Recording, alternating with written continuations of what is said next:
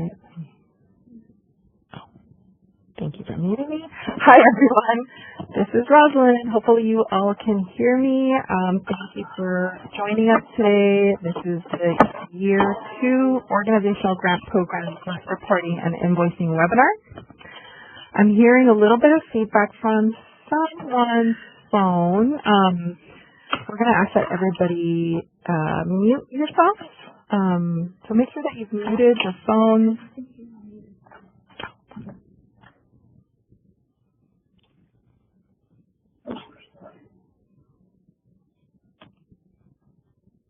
I'm trying to find that.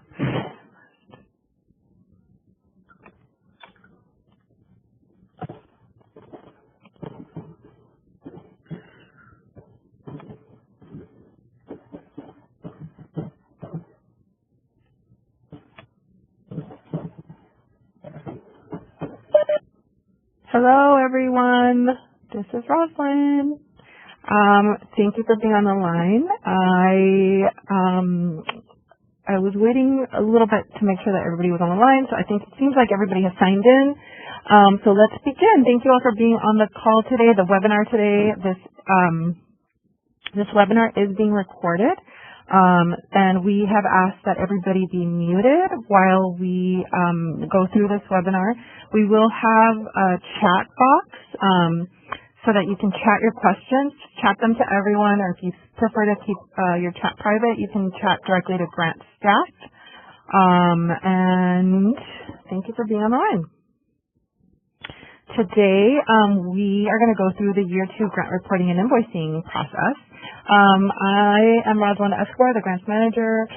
Also on the line is Laura Guerrero Nieto, the Grants and Professional Development Associate, and she is the person on the grant staff chat account. So when you're chatting with grant staff, that's Laura. She's going to be responding to any questions that you have as we're going through this. The agenda for today, we're going to go through the full webinar with a question and answer at the end. We'll record this. We'll send this out next week along with a survey. What we're going to do is we're going to do an overview of the grant cycle, the required materials that you'll need to have ready for the reporting process. We'll go through an overview of the grant contract and terms, and we'll talk about the grant project budget. We'll talk about how to access your report forms online on the Fluid Review system, and then we'll just quickly go over the post-report audit, which is something new that we implemented about 2 years ago. And as I said, we're going to do a Q&A at the end. So if you're not muted, make sure that your phone is muted or your computer is muted so that we don't get any feedback as we're going through this. Thank you so much. So yeah, let's talk about the Manage Your Grant section of our website. Hopefully you've all seen on our OGP grant webpage, we do have a section specifically about how to manage your grant. And on that webpage, we have the reporting requirements listed out. We have your terms and instructions, Exhibit B, which was a portion of your contract packet. Exhibit B, you're going to hear me talk about that a lot. It's got basically all the instructions on how to manage your grant. It's basically a summary of what I'm talking about today in written format. So if you don't have that already, you can find it on our website and download it. It's really helpful. It'll clarify any possible questions that you may have as you're going through this. We also have the online Year 2 report form. It's an online report application, and that is hosted on our Fluid Review system. So if you need to access that, you should visit www.lacountyarts.org/apply. I'm just going to quickly, I think I'm hearing some feedback from one of the phones. I'm just going to see if I can quickly mute. Okay. So yeah, let's talk about the contract terms. So this is Year 2. This is the end of your OGP cycle. So you in this overview, we're talking about your activities that have taken place from July 1st, 2017 to June 30, 2019. Reminder that this is a 2-year grant. So in your report narrative, you're going to be discussing what has happened over these 2 years, how you've implemented this project, and what has happened thus far. And so just for logistical clarification, the way that we discuss the year, we're talking about July 1 to June 30. Our system is all running on a fiscal year calendar. So when you're talking about the 2 years of your project, it's July 1 to June 30, not January to December. And these are 2-year grants, so you're going to report on all of the things that happened during those 2 years. To get everything gathered, you're going to want to make sure that you've got your copy of your contract ready to go so that you can take a look at that, look at your adjusted grant budget that you submitted as a part of your contract. You submitted that budget through the fluid review system. So make sure that you've got a copy of that. And if you're having a hard time locating that document, email grants@arts.lacounty.gov and we can locate and send you a copy of it. But hopefully you've all saved that and have it in your records from when you submitted your contract. So that'll be helpful to just look back at. You'll also want to make sure that you have the copy of the letter of impact that you sent to your board supervisor. So every grantee is required to submit a letter providing details on impact of the grant to the Board of Supervisors. You can send it to all 5, or you can send it just specifically to the board supervisor in your district. If you're not sure what I'm talking about, take a look at Exhibit B. It does have very specific instructions on how to do this, and it has the addresses to each of the board supervisor offices. So that's a quick way to understand what we're talking about here with the letter of impact. Take a look at Exhibit B if you haven't done that already. Make sure that you send that letter now, and that you save the copy of that letter in your reporting form in the Supplemental Materials task. You don't have to email it to us or send us a hard copy. All you have to do is save a copy in the Supplemental Materials task. You'll also want to make sure that you've got a copy of our Arts Commission logo somewhere on your programming, on your brochure, on your website. Maybe you've got a screenshot. Maybe you've got some brochures or something with our logo on it. Make sure that you've got a copy of that to upload. And then 1 to 3 high-quality images of activities or events that happen during the year. That should be programming. Even if your project was to support somebody's salary, what we want to see is the programming that happened during these last 2 years. So please don't submit like somebody's image, somebody's photo. We want to see programming. And then lastly, something new that we've implemented this year is we've now got a question in that Supplemental Materials task that asks for the programming zip code list. So basically we're asking that all grantees provide a list of all the zip codes in which programming took place within the 2 years of the project.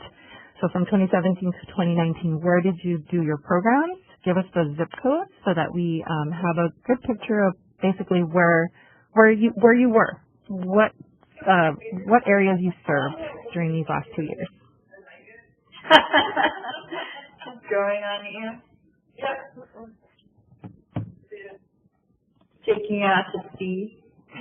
I think we're hearing somebody's conversation. Please make sure you're muted. We can hear your conversation.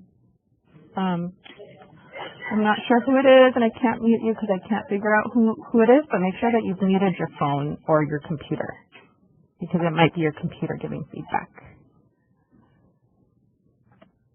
All right, thank you. So let's move on.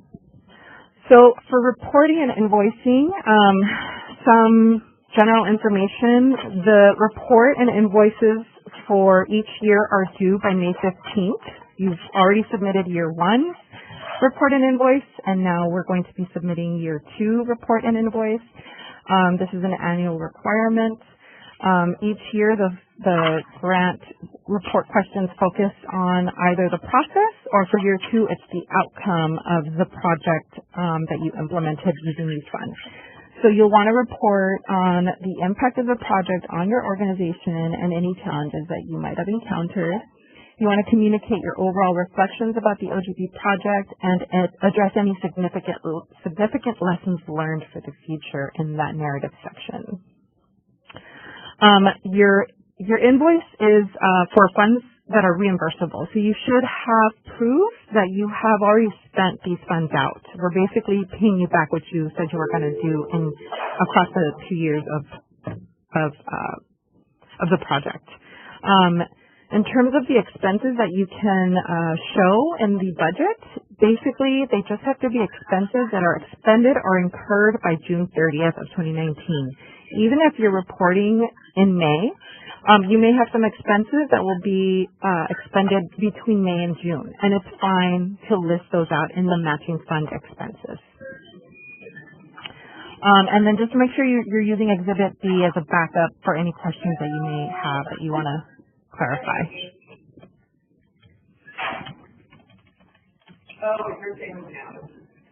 All right. So the contract, you're going to want to make sure you have this contract in front of you, because you filled this out 2 years ago. Hopefully you've got it somewhere in your files.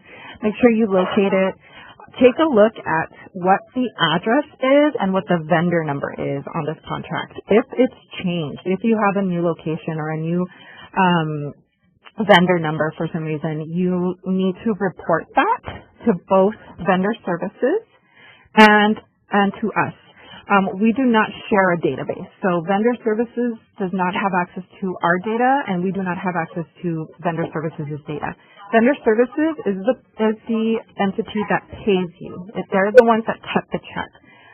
They are going to use whatever account information you have provided them. So if you have a change and they don't know it, they won't know it. So they'll send the check to whatever address they have for your account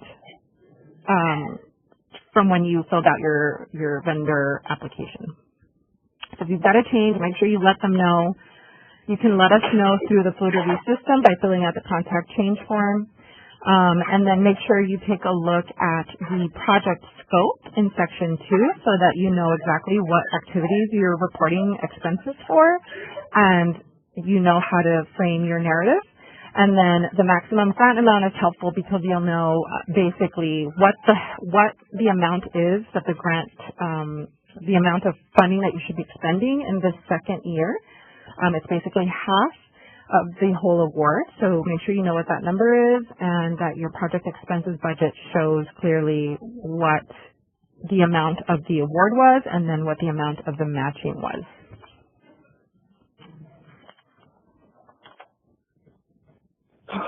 So quickly, regarding the adjusted grant budget, you filled this out 2 years ago. It's very likely that your expenses changed during these last 2 years. Maybe what you thought you were going to do in year 2 has been modified, and that's totally fine. As long as the project scope remains the same, feel free to show us what your actual expenses have been in this last year of your project. If the project expenses are completely different than what you thought you were going to do with the funding in the adjusted grant budget, what you had originally proposed, you want to make sure that you check in with the grant staff, because that may mean that you may need to submit a project amendment. If that's the case, you want to make sure you talk to us first, and we can kind of suss out whether or not you need to create a project amendment. If it's something very slight and just a modification, it may not be necessary, but we want to make sure you check with us before submitting a report should there be a big change to the way you spent your money out. A reminder that the contract for OGP stipulates that you have to have a dollar for dollar match for every dollar of the award. So you have to show matching expenses and we want to see basically how did you spend those matching expenses in the second year. So hopefully your cash match is equal to, or it can be more than what you were awarded for the second year, but it shouldn't be less. We basically want to show that the county did not pay for more than 50% of your project. So to begin the report, there's a couple things. You want to make sure you're logging into www.lacountyarts.org/apply. You're going to find every form about OGP in this system. So your application will be in there, your invoices will be in there, your reporting forms will be in there. We do archive these pieces, so every time that you submit something, make sure that you also download it and save it so that you have it in your records should you need to go back and look at it. So after you create this report and this invoice, download all these forms so that you have them in your files for the future. And a couple of tips: make sure that you're using a Word document to enter all of your narrative answers so that you can just cut and paste from that into your reporting forms. The food review system does it lives on a cloud, and it can be glitchy. It can freeze. You may encounter a situation where you were typing and the system froze and you had no idea, and then when you refreshed your page, it was all your narrative was missing. So make sure that doesn't happen. You cut and paste from a Word document and click save and click save and continue editing as often as possible. Remember to save a lot. Submit your project report and invoice as early as you can. We would say at least 5 days prior to the deadline to avoid any last-minute stress. We don't want you to be in a situation where on the last day the system goes down and then you have, a really stressful process. So just make sure that you're giving yourself enough time. If you forget your username, do not start a new account. You do not need to start a new account if you lost your username. Let's say maybe the development person that filled out the application is no longer with you and you don't know what the username was. Call us or email us. We will tell you what the username was and we'll reset the account to have a new an owner. We can change the username so that whoever the person is that's submitting this grant report can be the owner of the account. But we don't want you to create a new account because you won't have access to any of these forms or documents by starting a new account. If you simply just forgot your password, click on the blue Forgot Your Password link under the Sign In button, and that will allow you to basically just reset your password so that you can get into the system. Once you're in the system, you'll see the dashboard. There's going to be a section called Your Grants at the bottom. That's where you're going to see all of your documents that you've, or all of the awards that you've applied to. So you'll see the OGP award listed in that list with Manage Your Grant Round 2 Invoicing and Reporting under Details and Status. So find that OGP award that says Manage Your Grant Round 2 and either click Edit or click on your applicant ID, which is basically your organization's name. Once you do that, you'll be taken to the Manage Your Grant Round 2 section of the grant portal. And this is where you're going to see all the forms you'll need to fill out to submit the report. So there's 3 optional forms at the very top. You don't need to fill those out. Those are optional forms that you would use if you have a change of contact, if you have a project amendment that you need to fill out. The year 2 partial invoice is now hidden, so you will not be able to see that. We've hidden it. So you'll see the change of contact information form and the project amendment form. The 2 optional forms, just ignore those. What you want to do to fill out this report is basically concentrate on the last 4. The final report narrative questions, the supplemental materials, the matching expenses budget table, and the invoice. To begin, you just click on either the name of the form or you click Start. So let's quickly go through the matching expenses budget table. This is basically just how you're going to show us where the funds went in year 2. So you'll see on the left, the first column is all the line items. Second column is your OGP funds. So you're putting in where you spent the OGP portion of the project expenses, and then column 3 is where you spent the matching funding in year 2. You may have just one line expense. It might be that you just paid a salary with this funding, and if that's the case, then all of your numbers would go in line A. There are some cases where you may have had different types of costs, and you may have said that you would spend the OGP portion of the award in one way and the matching expenses in a different way. That's fine. You don't have to have a line item match in each year. but we do want to make sure that the totals are either equal. So column 2 must be equal to column 3, or column 3 can be more than column 2, can be greater than column 2 in the total, but it can't be less than the total for column 2. And so now we're going to move on to the narrative questions. We have Laura Guerrero Nieto on the line. She's going to give you a quick overview of what you will be seeing in the narrative section of the report. There are some new pieces in there that you want to make sure that you've taken a look at. So I'm going to pass it over to Laura. Hi everyone, good afternoon. I hope your day is going well. Thank you so much for sharing this with us. So, as Rosalind mentioned, there are pieces of this section, various sections of the Year 2 report that you can really quickly respond to using your contract. And so, beginning with question number 1 of program goals, briefly describe your OGP funded project. Please just copy and paste the actual project description that is outlined in your contract. This is just a really easy reference for us and for you to make sure that we are all on the same page in terms of what you're responding to. If you had any kind of amendment, then we would ask that you reference the amendment document, which has to have been approved by us. And so you would receive the document that you would submit a document to us and then receive a document that was signed by our executive director. And that would be an approved project amendment. And you would use that new project description to respond to that question number 1. And moving on to question number 2. One thing to mention, and they're not listed here, but there are character limits for all of these questions in Year 2 narrative. I'm sorry, I'm hearing some feedback from someone's computer most likely. So if you could please mute your computer, your cell phone, whatever you happen to be on, whatever device you're using to call into today, that'd be really great. Thank you so much. So now moving on to program goals.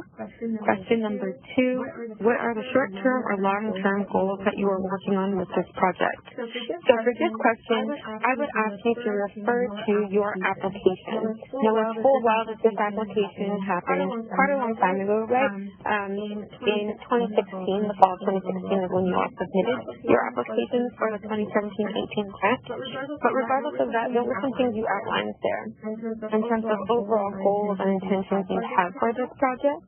And so I would ask that you reference that. And this question is also limited in characters. So you can be very brief. You can really quickly bullet point out what your short-term goals has been for the life of this grant, this 2-year grant. And then what the long-term goals are for this project or program which is funded with the OGP grant for your organization overall. Your organizational goals, your strategic planning goals, any future planning you've done in this period of time. So that's a really easy, quick way for you to respond to this question briefly. Moving on to project progress and success, question number 3.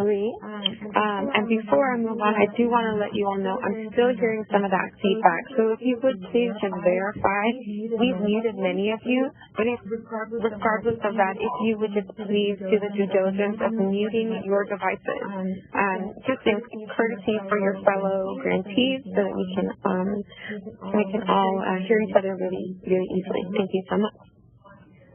So moving on to question number 3, what are the observable outcomes you are using to measure your progress towards your goals? And so this is a question that really harkens back to that evaluation question in your application for the OGP program, which again you submitted in the fall of 2016. And so some of the metrics that you are using might have changed since then, but just as a refresher for yourself, we ask that you please reference that application.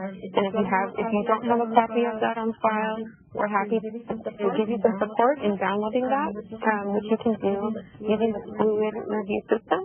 There's a download button on the right-hand side of the screen. But regardless, we're happy. Give us a call or send us an email, and we can direct you to the right place to download that application. But in terms of the observable outcomes, again, this is tying back to that goals section of the application. So what are the outcomes that you have that are looking back, right? That are responding to the goals that you set, and the way you're able to see whether or not you've met these outcomes and these goals is by reflecting on the metrics, the methods you've outlined to measure what your progress has been. So I hope that that's clear. So basically, looking at the things you've used to measure your progress, to see what your outcomes have been, how you've been tracking them, and then how that is demonstrative of you meeting your short-term or long-term goals. This question in the application has 760 characters, so we're really just wanting to see what are the ways in which you are tracking progress and success and impact, and giving us some insight about how you've been able to observe the successes of your work. To that same end, question number 4 is, what progress did you make towards these observable outcomes? Here's a place where you can really get a little deeper in terms of the qualitative and quantitative points of data that you have been tracking to show increases, right? So this could be something like, there was an increase in attendance of 10% from year 1 to year 2 because of the funding. And so that obviously could have been in support of a short-term goal of increasing the size of your audience, right? If you did some kind of survey of your audience demographic, then you could also provide that information here. You thought to expand your audiences, and you saw that not only in the quantitative increase of 10% in attendance, but also in the diversification of your audiences over that 2-year period of time. So those are brief ways, right, that you can respond to this question. But again, we're asking for you to really tell us the qualitative and quantitative ways in which things are happening for your organization. And so you know the best way to really speak to the impact of your work and achievement of outcomes. And so we'd recommend that you give us a call or ask questions right now in the chat box if you have anything really specific in terms of ways in which you can respond to progress made towards these observable outcomes. Moving forward to question number 5, what was the greatest success during this project in impacting your organization and community?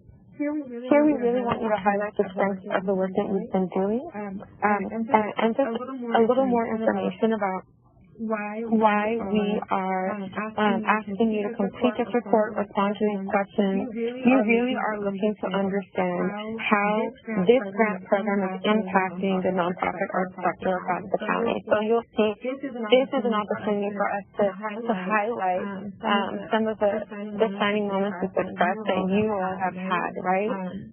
Big or small, however you sort of see it. For us, they're all very impactful.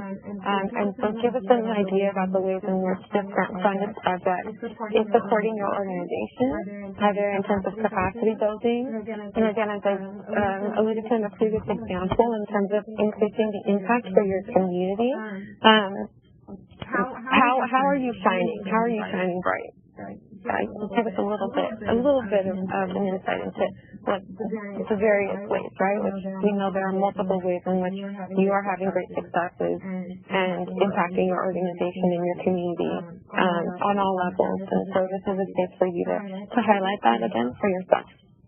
Moving on to the next set of questions in the project challenges section. The value of these questions is to understand how we can best support your project implementation. So our executive director needs to respond to all of these questions, so all of your report questions. We also share the responses of your report with our professional development and research and evaluation team with the goal of using that data to highlight strengths in the field, areas which we can provide additional support in terms of professional development or technical assistance. We really want to know what is making it harder for you to do the work that you're doing, and how can we continue to support you in strategizing around some of those challenge areas. So if you have challenges, just be honest about it. And that follow-up question you'll see is we want to know what you think would have helped you to meet those challenges. And again, this is in an effort to really expand our professional development convening opportunities. So I'd encourage you to continue to be really honest with us about what you're experiencing and what are the things we can do to support you, and how we can be collaborative, right, in this process of you serving a really important need throughout the county and in your community. Question number 7, just really quickly, you already have seen it described, and again, that's professional development opportunity. So if there's a conference you're interested in, or if there's some kind of convening that you really would like us to host, that you've heard about that's happened in other cities, you can be really specific about that in question number 7 section. And then I don't believe that any of you have seen this section before, and so this participation in project risk section is something that we are doing alongside you all. When we ask about what are the observable outcomes, what are the ways you're measuring progress, what are your short-term and long-term goals, what is the impact of your organization and your community, we are actively asking ourselves those questions. This is very much in line with cultural equity and inclusion efforts that we as the Arts Commission have embraced and have brought into all of our work. And so just like we ask you to think about what are the outcomes, what are the metrics, what is the impact of your work, this is our way of soliciting that information from you also, that we can report to the Board of Supervisors, to the National Endowment for the Arts, to the California Arts Council about what the impact of this program is in Los Angeles County. When responding to these questions, I do want to just highlight, underline, underscore that when we ask about how many people have participated in this project in particular, we're asking you to think about the way in which this particular project, whether it's finding an individual position, an individual program, how this specific project is impacting your overall organization. So if you're finding a development person, for example, what are the projects and programs that development person worked on, supported, fundraised for, etc.? That would be, those programs and projects would be the numbers that you would be responding to. So in terms of total paid attendance, if that development staff is supporting all of the work that you do in the organization, and let's say you had a dance series and a theater series for youth, and you had paid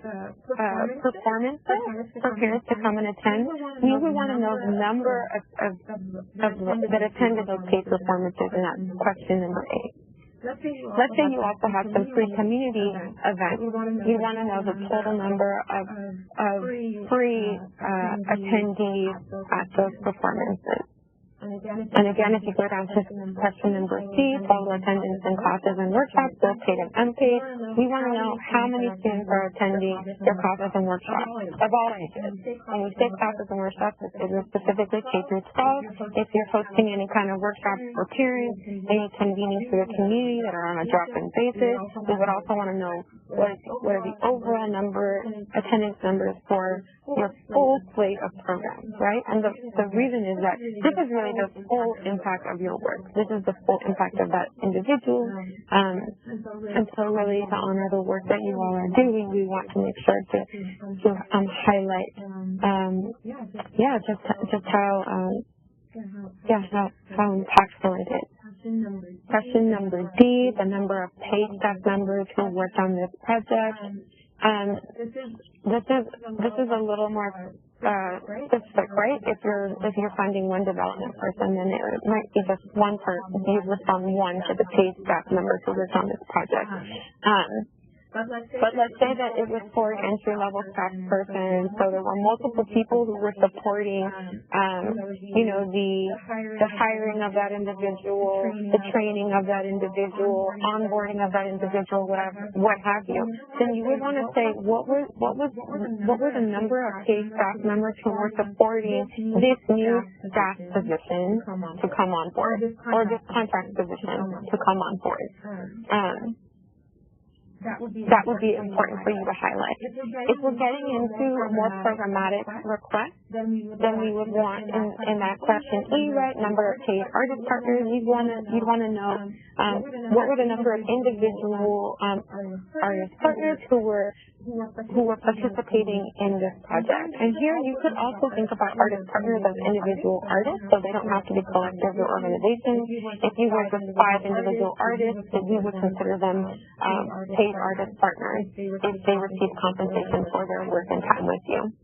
Alternatively, if you are working with have a strong volunteer base, whether it be board members, unpaid artists, maybe your board members help you to secure matching funding for this project, right? And they are working with you as a volunteer.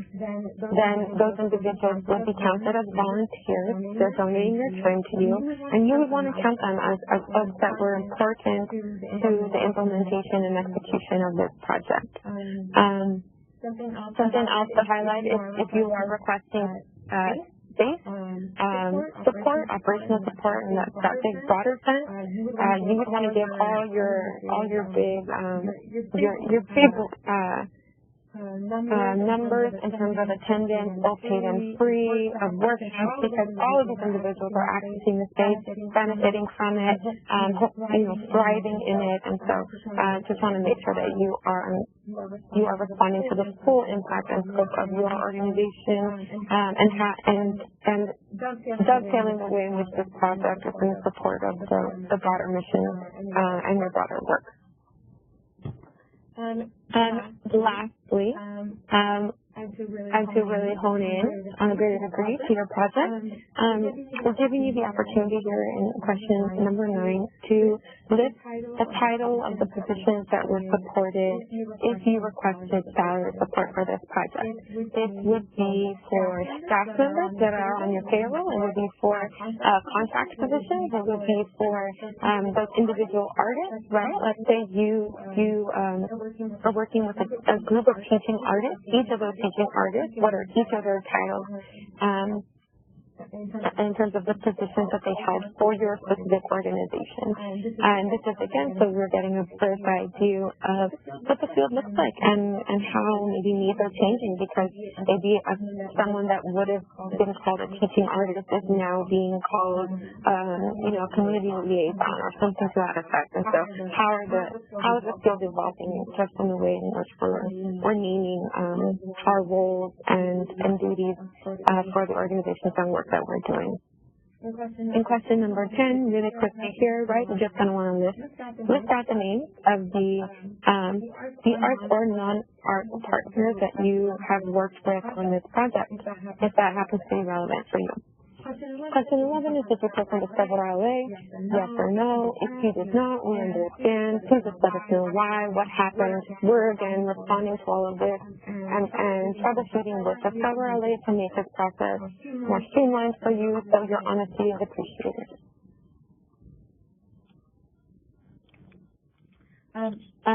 We have some additional participation and public questions here. Again, you are supporting us in being able to collect demographic information from the field so that we can respond to and have really dialogues with city partners, state partners, federal partners, folks who are really working to understand Los Angeles and the region and the diversity and dynamic nature of our communities and the work we to. And so these questions that follow really are just asking you to check the boxes that describe specific communities that you specifically reached out to and targeted for service in this project. And so as much as possible, we would ask that you identify them as specifically as you can.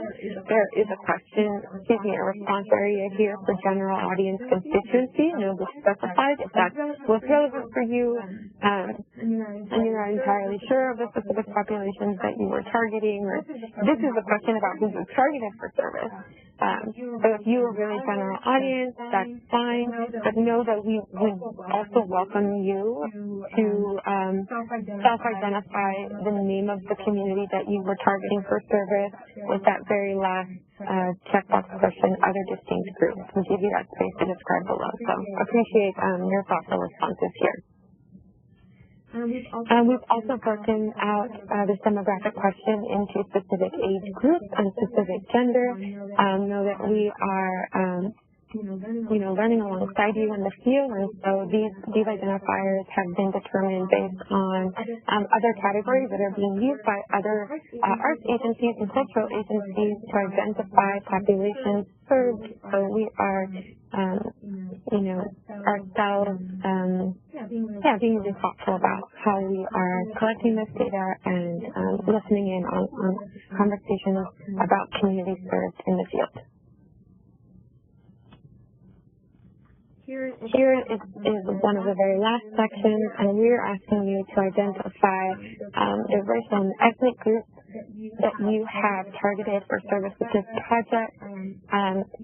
These are, again, identifiers that have come from the field and conversations that are happening on a statewide, regional, citywide, national level. And so we've done our best to be inclusive, but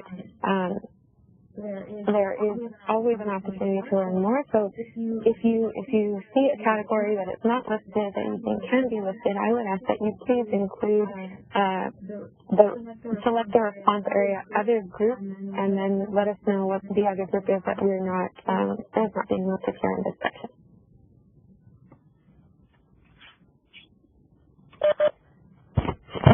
Thank you, Laura. So that takes us to the supplemental materials. We have gone through the matching expenses and the narrative questions, and then the next two tasks are pretty straightforward. You're providing us with a couple of documents. Number one, the copy of the letter of impact, which we discussed a little earlier. The proof of recognition, so a copy of your program brochure, website, screenshot, or other marketing materials that show our logo as a supporter. The artistic documentation, 1 to 3 images, high-quality images of programming happening. And then one of the newest pieces of the report, supplemental materials, we now ask for a zip code list. So tell us the zip codes of every location in which you had programming in these last 2 years. It can be an Excel file. It can be a Word document. We just need to be able to pretty quickly access what those zip codes were. We will be using those zip codes in a deeper analysis of how the OGP program supports constituents. So we appreciate you providing the zip code lists for all of the locations in which you had programming in these last 2 years. Then we have the invoice form. So as I was saying earlier, you will be asked for your organization legal name, your address, your main email, your website, your vendor number, and your primary application contact information. You want to make sure that all of that information is the same information that vendor services has in their records, in their database. If it's different, let them know and let us know so that we have an update from you on what your new information is. But also, you want to make sure that vendor services is writing the check out to the right organization with the right legal name and the right address, so that you're not, the check doesn't get lost in the mail. We do take about 6 to 8 weeks processing time for payments to be received. unless you have direct deposit. So if you have direct deposit, it would be more like 4 to 6 weeks, but make sure that you account for that processing time. It will, it will take a little while for us to get through the 400 invoices that we will be receiving in May.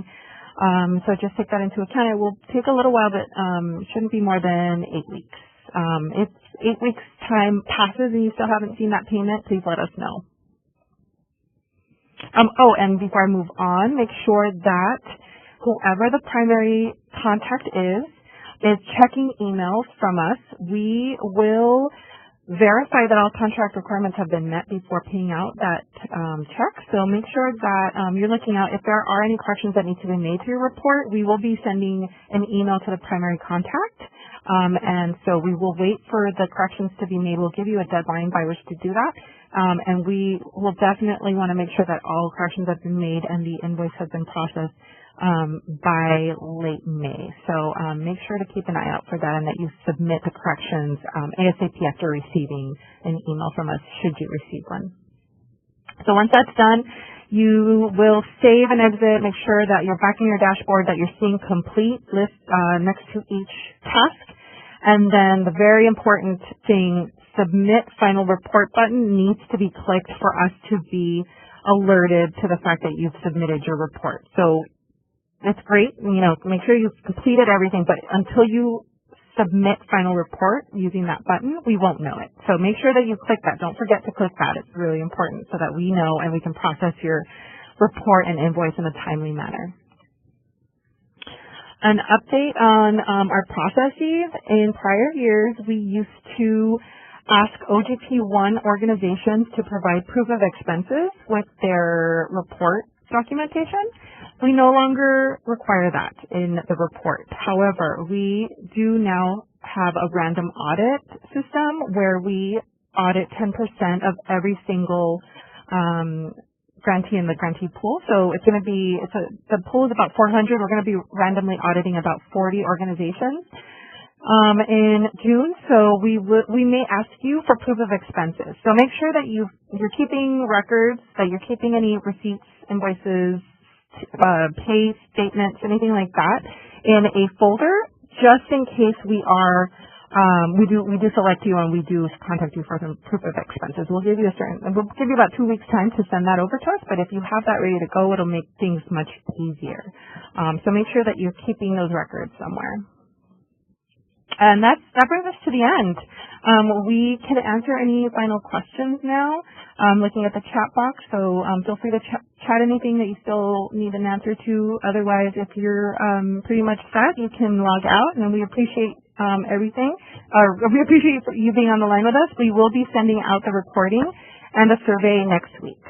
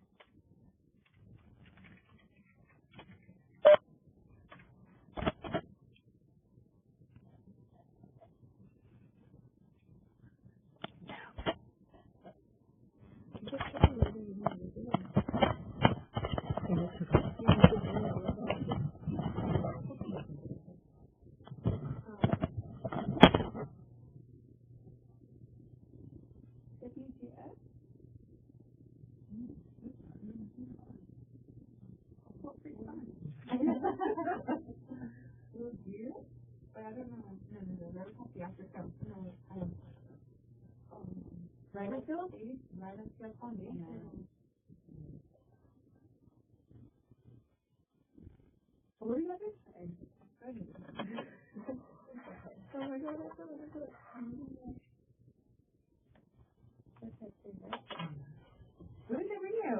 I bought lemon. Oh, nice. Oh, did you order it? Nice. Did you order it? I got a little grill hot ramen. The one that comes with, I got the one that comes with salad. Oh, no.